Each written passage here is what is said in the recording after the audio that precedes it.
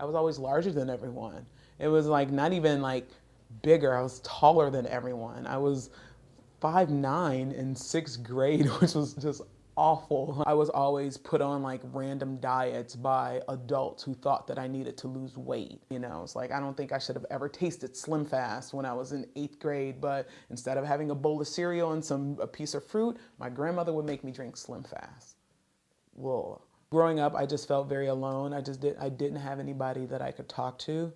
Um, there weren't a lot of people that I trusted in my life. So that, the refrigerator became my confidant. And it blows my mind that this particular thing has been plaguing her for so long, because I don't feel like it's a front. I feel like she's a strong person who knows she's beautiful and she knows she's fabulous. Growing up, I was not safe.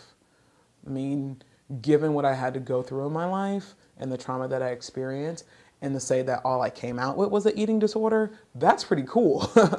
And she's just kind of the last person you think that would be plagued by this kind of pattern of binging and purging your feelings and with food. And say, who? Sarah? Sarah's doing this? Come on. When you're binging and it's like you want to get it done as fast as you possibly can because it's just like you want to shove down like the anger and stuff that's going on inside of you. I remember like there's one day in particular that kind of sticks out to me.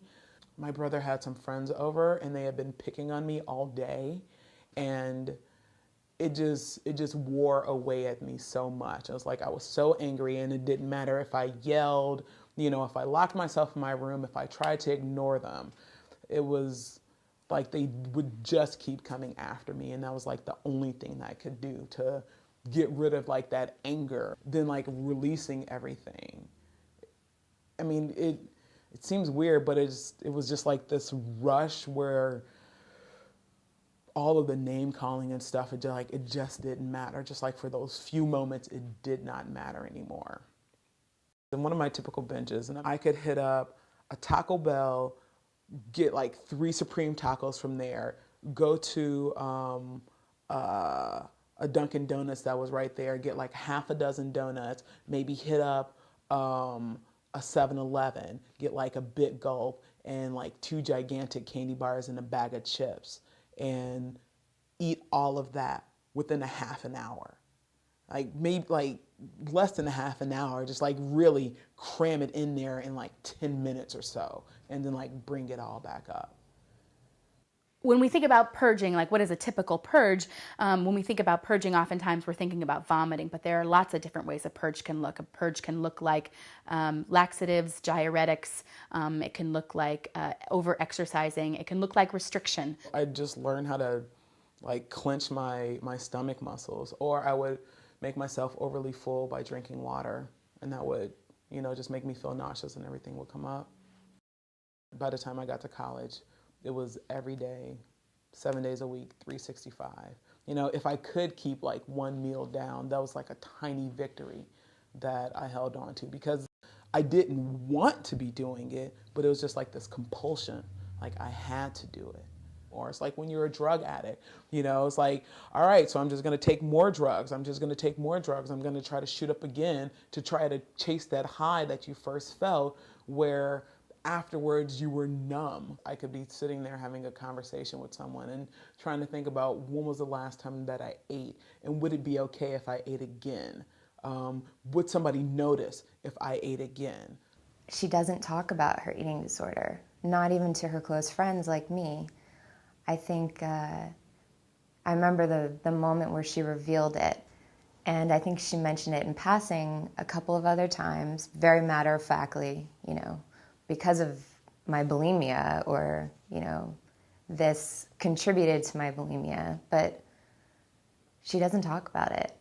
It was easier to come out as being gay, just because it was identifiable. There aren't any bulimic pride parades around, there's no flag for eating disorders. So, when you're bulimic, you don't want people to know. I met maybe one other person in college who admitted it, but that was something you did not discuss. That's not something that you sat and you bonded over, your common eating disorders. Not at all. I do see clients using food as love, using food as soothing, using food as an emotional, psychological substitution. I mean, I think that is what we're talking about as clinicians, is a real a way to fill the empty heart. I learned a lot in therapy. I learned an awful lot in therapy. I've learned to put more value on myself and to really believe that I'm worth asking for what I need. Right now, I'm glad to say, and I can't wait to tell my therapist, like I haven't purged in like 2 months, and that doesn't seem like, you know, a huge period of time. But before, when it would be 2 months, it was because I was thinking about it every day. Don't purge, don't purge. But in the past 2 months, it hasn't been in the front of my mind because I've been living, you know, just been going out, going to the river, hanging out with friends. There have just been so many different burdens that have been released from my life.